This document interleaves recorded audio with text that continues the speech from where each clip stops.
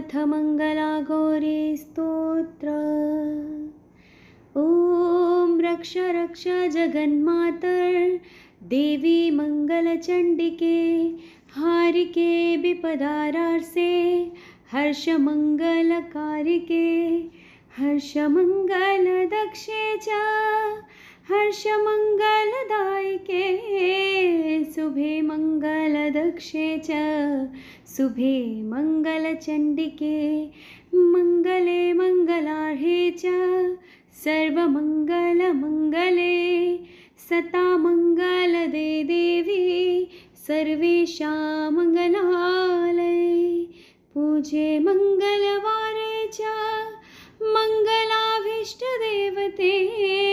पूजे मङ्गलभूपस्य मनुवंशस्य सन्ततं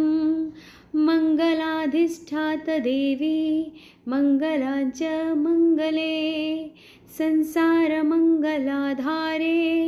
पारे च सर्वकर्मणां देव्याश्च मङ्गलं स्तोत्रं यशृणोति समाहिता प्रतिमङ्गलवारे च पूज्ये